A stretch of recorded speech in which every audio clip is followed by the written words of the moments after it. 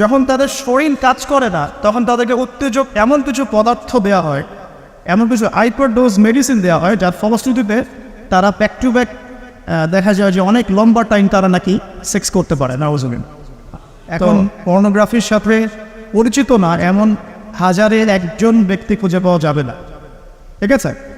বাংলাদেশের পরিসংখ্যান বলছে যে বাংলাদেশের স্কুল পড়ুয়া প্রায় 77% ছেলে মেয়ে পর্ন দেখে। এটা আবার কথা নয়, বা আপনি গুগল করেন এবং দিন দিন মেয়েদের পর্ন দেখার প্রবণতা বাড়ছে, এটা লেখা আছে। শুধু তাই নয়, ওই 1896 সালের দিকে তারা যখন পর্নোগ্রাফি ছড়িয়ে দেয়, মাত্র 7 মিনিটের একটা ভিডিও তারা প্রকাশ করছে, ঠিক আছে?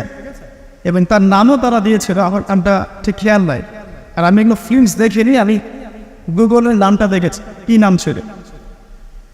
তো তখন থেকে নিয়ে এই পর্যন্ত এই যে নীল সংস্কৃতি চালু করে দেয়া, এটা শুধু পশ্চিমাদের মধ্যে সীমাবদ্ধ থাকে নাই, পুরো বিশ্বের মধ্যে ছড়িয়ে দেওয়া হয়েছে। এবং আপনি পরিসংখ্যান দেখবেন যে এই নীল সংস্কৃতিতে সবচাইতে বেশি যারা পারদর্শী তারা হচ্ছে মার্কিন যুক্তরাষ্ট্রে। এবং এই ব্লু ফিল্মস পুরো বিশ্বে একটা ইন্ডাস্ট্রি চালু করেছে, এর নাম হচ্ছে পর্ন ইন্ডাস্ট্রি, ঠিক আছে?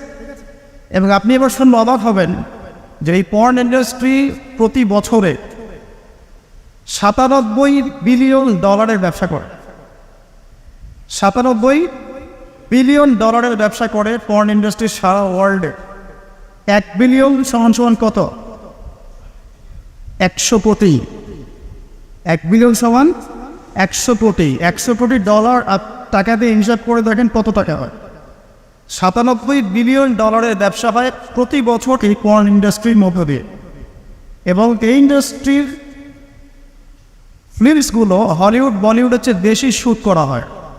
এবং আমেরিকার লস অ্যাঞ্জেলেস নামক একটা জায়গা আছে না, এটাকে বলা হয় পর্নের স্বর্গরাজ্য। মানে এখানেই সব পর্নের শুটিংগুলো আগে হতো। একটা পর্যায় থেকে সেখান থেকে সরিয়ে ক্যালিফোর্নিয়া নিয়ে আসা হয়েছে। কখন সরানো হয়েছে? যখন সেখানকার প্রশাসন একটা আইন জারি করলো। কী আইন জারি করলো? যে এখানে শুটিং করতে হলে বাধ্যতামূলক কন্ডোম ব্যবহার করতে হবে। নাউজুবিল্লাহ পড়বেন না? তো তারা এটা ব্যবহার করার পক্ষপাতী না, তখন ওখান থেকে ইন্ডাস্ট্রি সরিয়ে ক্যালিফোর্নিয়ার দিকে নিয়ে যাওয়া হয়েছে। তো শুধু আমেরিকায় প্রতি বছর 10 থেকে 12 বিলিয়ন ব্যবসা করে এখানে। দ্বিতীয় স্থানে আছে ইউরোপের কান্ট্রি ব্রিটেন, তারপরে আছে সাউথ আফ্রিকা, তারপরে অন্যান্য কান্ট্রি জার্মানি, এদিকে আপনার সুইডেন, ফিনল্যান্ড, আমাদের উপমহাদেশের অনেক কান্ট্রিও আছে, ঠিক আছে? তো এই যে নীল সংস্কৃতি সারা ওয়ার্ল্ডে তারা ছড়িয়ে দিল, এখান থেকে আমি একটা নাম চুজ করেছি আর কি, যে নীল দর্পণ। আমি কিন্তু লেকচারে এখানে যাইনি, জাস্ট ইন্ট্রোডাক্টরি কিছু কথা বললাম হবে যে নীল দর্পণ নামটা আমি কেন দিয়েছি এই কারণে। তো মূল লেকচারে যাওয়ার আগে আমি আপনাকে কয়েকটা পরিসংখ্যান দেখাই। তার আগে বলে দিই যে এর ফলশ্রুতিতে শুধু যে ধর্ষণ বেড়েছে এমনটা নয়, বরং সমকামিতাও বেড়েছে। এখনকার পরিসংখ্যান বলছে মার্কিন যুক্তরাষ্ট্রের 52% মানুষ মনে করে যে সমকামিতাকে স্বীকৃতি দেওয়া উচিত, এবং 41% মানুষ মনে করে দেওয়ার দরকার নেই। কিন্তু আইনত এটা লিগ্যালাইজড, এটা ওদের বাক স্বাধীনতা। এটা কানাডা অনেক আগেই করেছে, ব্রিটেনেও আছে, অস্ট্রেলিয়াও স্বীকৃতি দিয়েছে, এবং দিন দিন আস্তে আস্তে আমাদের ভারত থেকে শুরু করে আমাদের দেশে পর্যন্ত এগুলোর বিস্তার বেড়ে গেছে। এবং তারা এখন সংগঠন তৈরি করেছে, তাদের ফ্ল্যাগ আছে, তারা অধিকারের কথা বলে, তারা স্বীকৃতি চায়। এবং পর্ন সম্পর্কে পড়তে গিয়ে আমি দেখলাম যে নর্মালি পর্নের যে ভিডিওগুলো হয় এগুলো হচ্ছে চলচ্চিত্রের মতো, জাস্ট যেমন একটা নায়ক নায়িকা শুটিং করে, গায়ক গায়িকা যেমন শুটিং করে, ঠিক এরকম করেই ফিল্মস শ্যুট করা হয়। আপনি যখন এটা সার্চ করবেন দেখবেন পর্ন ইন্ডাস্ট্রি থেকে বের হয়ে আসা কিছু ওদের কথা মতে পর্ন স্টার, তারা সাক্ষাৎকার দিয়েছে যে এই জগৎটার সম্পূর্ণটাই হচ্ছে মিথ্যা এবং ফেক। যা দেখানো হয় এটা টোটালি ফেক। এবং কোনো কোনো ক্ষেত্রে তাদেরকে বাধ্য করে জালের মধ্যে ফেলে এই ইন্ডাস্ট্রির মধ্যে অনুপ্রবেশ করানো হয়, যেখানে ওদের কোনো ইচ্ছাও থাকে। একবার জড়িয়ে গেলে কোনো মেয়ে সেখান থেকে আর বের হতে পারে না। শুধু তাই নয়, যখন তাদের শরীর কাজ করে না তখন তাদেরকে উত্তেজক এমন কিছু পদার্থ দেওয়া হয়, এমন কিছু হাইপারডোজ মেডিসিন দেওয়া হয় যার ফলশ্রুতিতে তারা ব্যাক টু ব্যাক দেখা যায় যে অনেক লম্বা টাইম তারা নাকি সেক্স করতে পারে নাউজুবিন। তো এগুলো তাদেরই কথা, এটাতে আসক্ত নয় এমন মানুষ খুঁজে পাওয়া দুষ্কর। বাংলাদেশের রিপোর্ট বলছে যে বাংলাদেশে এখনকার ইয়াং জেনারেশনের মধ্যে 92% পর্ন দেখে। কত পার্সেন্ট? 92%। এবং পর্ন যে ওয়েবসাইটগুলো আছে যেগুলো এত বেশি শক্তিশালী, এগুলোকে হ্যাক পর্যন্ত করা সম্ভব নয়। 2014 সালে বাংলাদেশের গভর্নমেন্ট যে ছিল আমি জানি না, আমি আসলে এইদিকে পলিটিক্সের খবর রাখি না, তারা 244টা পর্ন সাইটকে বন্ধ করে দিয়েছে। কিন্তু এমন একটা অ্যাক্সেস তারপরেও চালু ছিল যে অন্য থ্রু দিয়ে এগুলোতে ভিজিট করা যেত। সবচেয়ে বেশি পর্ন সাইট যেগুলোতে ভিজিট করা হয় তার মধ্যে এই সাবকন্টিনেন্ট বা ভারতবর্ষ উন্নত, ঠিক আছে? তো এগুলোর ফলশ্রুতিতে শুধু ধর্ষণ বেড়েছে এমন নয়, বরং সমকামিতাও বেড়েছে। এবং দেখা যাচ্ছে যে এখন প্রতি 10 জন মানুষের মধ্যে একজন নাকি, এটা রিপোর্ট, প্রতি 10 জনের মধ্যে নাকি একজন বিপরীত লিঙ্গের দিকে নয় বরং স্বলিঙ্গের দিকে আকর্ষিত হচ্ছে। এবং এই মহামারীগুলো দিন দিন বাড়ছে। আমি যখন লেকচার শেষ করবো তখন আপনাকে আমি কিছু হাদিস শোনাবো নবী সাল্লাল্লাহু আলাইহি ওয়াসাল্লামের এই যুগ সম্পর্কে কিছু ভবিষ্যৎবাণী। তখন আপনি মিলাতে পারবেন ইনশাআল্লাহ যে আসলে নবী সাল্লাল্লাহু আলাইহি ওয়াসাল্লাম কোন যুগটা সম্পর্কে সতর্ক বলছেন। তো মূল লেকচারে যাওয়ার আগে আমি আপনাদের কিছু পরিসংখ্যান শোনাচ্ছি, একটু মনোযোগ দিয়ে শুনুন। যে সভ্যতার কথা আমি আপনাদেরকে বললাম ওই সভ্যতার কিছু পরিসংখ্যান উল্লেখ করে আমি আপনাদেরকে লেকচারের সামনে দেখে দেবো ইনশাআল্লাহ তাআলা। একটা রিপোর্ট বলছে, এটা দৈনিক জনকণ্ঠকে ছাপানো হয়েছিল, এটা ছাপানো হয়েছিল 16 অক্টোবর 2020-এ, যে তারা ওয়ার্ল্ডের টপ 10 যে কান্ট্রিজ ধর্ষণের দিক থেকে, নারী নির্যাতনের দিক থেকে এদের একটা তালিকা তৈরি করে। এবং এই তালিকায় একটু গেস করেন কোন দেশ টপে আছে? যে বলেন, বুঝতে পারছি না, ইন্ডিয়া না, সবচেয়ে টপে আছে ইউএসএ, ঠিক আছে? আমি আপনাকে পরিসংখ্যান দেখাচ্ছি, তারপরে আমি মূল লেকচারে যাবো ইনশাআল্লাহ।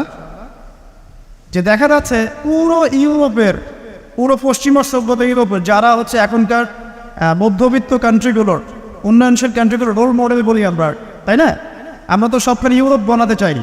ইভেন আমাদের দেখা যায় অনেক ক্ষেত্রে মিডল ইস্টের, মধ্যপ্রাচ্যের কোনো কোনো কান্ট্রির লিডার বলছে যে আমরা এত সালের মধ্যে মধ্যপ্রাচ্যকে ইউরোপ বানিয়ে ফেলবো, ঠিক আছে? তো আমরা ইউরোপ বানাতে চাই। তো ইউরোপের দেখা যায় যে 15 বছরের কম, পুরো ইউরোপে 15 বছরের কম 33% মেয়ে 15 বছরের আগেই কারো না কারো দ্বারা শারীরিক নির্যাতনের শিকার হয়েছে, যৌন নির্যাতনের শিকার হয়েছে। আচ্ছা, সামনে আসেন। আমাদের পার্শ্ববর্তী দেশ ভারতের কথা এসেছে এখানে, যে প্রতি 22 মিনিটে একটা করে মেয়ে ভারতের নির্যাতনের শিকার হয়, যৌন নির্যাতনের শিকার হয়। বাংলাদেশের সংখ্যাটা কত এটা আপনারা বের করবেন, আমি পরে দেখছি।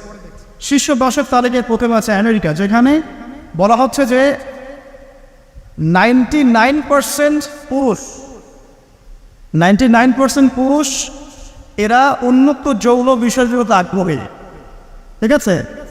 1% পুরুষ চাচ্ছে যে ফ্যামিলি হোক, নর্মাল আমি ইসলামিক যেটা চিন্তা করি যে ফ্যামিলি হোক, বিয়ে শাদী হোক, তারপরে বাচ্চা কাচ্চা হবে, এটা তারা 1% মানুষ চায়। ফ্রি সেক্সুয়াল যে রেভলিউশন, এটাতে 99% পুরুষ বিশ্বাস করে। তারপরে আসেন, তারা বলছেন যে এখানে আমেরিকাতে প্রতি 6 জন মেয়ের মধ্যে একজন ধর্ষণের শিকার হয়, প্রতি 6 জন মেয়ের মধ্যে একজন ধর্ষণের শিকার হন। এবং যে পরিসংখ্যানগুলো করা হয়েছে এটা মাত্র 16% কেসের ভিত্তিতে, বাকিরা কেসই করেন। যারা কেস করেছে, এই কাগজপত্র আছে, এর মধ্যে দেখা যায় প্রতি 6 জনের একজন ধর্ষণের শিকার হন। তো এরপরে দ্বিতীয় নাম্বার তালিকায় আনা হয়েছে সাউথ আফ্রিকার, দক্ষিণ আফ্রিকার। এটাকে বলা হয় ধর্ষণের রাজধানী। কি বলা হয়? ধর্ষণের রাজধানী। এখানে দেখা যায় যে শুধু 2012 সালেই, অনলি 2012 সালেই 65,000 ধর্ষণের ঘটনা রয়েছে। আমি পরে আপনাকে হাদিসগুলো বলবো, আপনি আগে পরিসংখ্যানটা দোকাতে থাকে। 65,000 ধর্ষণের ঘটনা ঘটেছে শুধুমাত্র সাউথ আফ্রিকাতেই। আর সাউথ আফ্রিকার 4,000 নারীর উপর জরিপ করে দেখা গেছে যে তাদের মধ্যে প্রতি 3 জনে একজন জীবনে একবার না একবার একজন পুরুষের দ্বারা যৌন সহিংসতার শিকার হয়েছে, প্রতি 3 জনে। এরপরে আরেকটা জরিপে দেখা গেছে যে আফ্রিকার 25% পুরুষ, পুরো আফ্রিকার 25% পুরুষ, মানে 4 ভাগের 1 ভাগ পুরুষ জীবনে একবার না একবার কোনো না কোনো মেয়েকে ধর্ষণ করছে। এগুলো আমাদের রিপোর্ট না, কিন্তু আপনি অনলাইনে এগুলো পাবেন। এরপর আসেন 3 নম্বরে রাখা হচ্ছে সুইডেনকে। এবার সুইডেনকে খুব হাইলাইট করা হয়, খুব উন্নত কান্ট্রি। দেখা যায় যে 2009 সালে সুইডেনে ধর্ষণের হার ছিল 58%। কত পার্সেন্ট? আচ্ছা, 4 নম্বরে যে দেশ খুব পরিচিত আমাদের পাশে, ভারত, সেখানে বলা হচ্ছে যে 2012 সালের জরিপে ইন্ডিয়াতে ধর্ষণের রিপোর্ট করা হয়েছে 24,923টা। 24,923। আসেন, তারপরে একজন রিপোর্টে বলছে প্রতি 22 মিনিটে সেখানে একজন মেয়ে ধর্ষিত হচ্ছে। 5 নম্বরে আছে যুক্তরাজ্য, মানে ইংল্যান্ড, যেটাকে আমরা বলি যে ওই যে রানী এলিজাবেথ মারা গেলেন, খুব শোক পালন করলাম না। আচ্ছা, তো তাদের মধ্যে বলা হচ্ছে যে প্রতি বছর গড়ে 85,000 নারী সেক্সুয়াল অ্যাবিউজের শিকার হয়, মানে যৌন হয়রানি শিকার হয়েছে। এছাড়া প্রায় 4 লক্ষ নারী এ পর্যন্ত 2012 সাল থেকে এই পর্যন্ত, মানে 2022 পর্যন্ত, লাস্ট 10 বছরে 4 লক্ষ নারী কোনো না কোনোভাবে পুরুষের দ্বারা যৌন নির্যাতনের শিকার রয়েছে, যার মধ্যে 25 থেকে 30% হচ্ছে শিশু, মানে বাচ্চা মেয়ে। তারাই তো আবার আমাদেরকে বলছে যে বিয়ের বয়স তোমরা তো কমাই রাখ। আচ্ছা, আসেন এবার আরও সামনে যাই। জার্মানির পরিসংখ্যান, জার্মানি হচ্ছে এখন 6 নম্বর। জার্মানিতে বলা হচ্ছে যে সরকারি হিসেব মতে এখানে 2,40,000 নারী এবং কিশোরী জার্মানিতে ধর্ষণের শিকার হয়ে মারা গেছে, এই পর্যন্ত হিস্ট্রি। তারপরে আরেকজন হিসাবে বলছেন যে প্রযুক্তিতে জার্মানি এগিয়ে আছে ঠিকই, তবে 65,07,394 জন নারী এই পর্যন্ত জার্মানিতে ধর্ষণের শিকার হয়েছে, পুলিশের নথিতে রিপোর্ট আছে। আসলে সামনে এটা গেল জার্মানির কথা। এরপর ফ্রান্সের সেম কথা, 75,000 নারী প্রতি বছর ধর্ষণের শিকার হচ্ছে, যাদের মধ্যে 10% হচ্ছে শিশু। এবং কানাডার কথাও এখানে আছে, কানাডাও লিস্টের মধ্যে হচ্ছে 8 নম্বরে, যেখানে বলা হচ্ছে এই পর্যন্ত 25,16,918 জন রিপোর্ট করেছে। এবার বলতে থাকলে শেষ হবে না। 9 নম্বর আছে শ্রীলঙ্কা এবং 10 নম্বরে আছে ইথিওপিয়া। এই হলো 10টা দেশের তালিকা। আলহামদুলিল্লাহ এখানে বাংলাদেশের নাম নাই।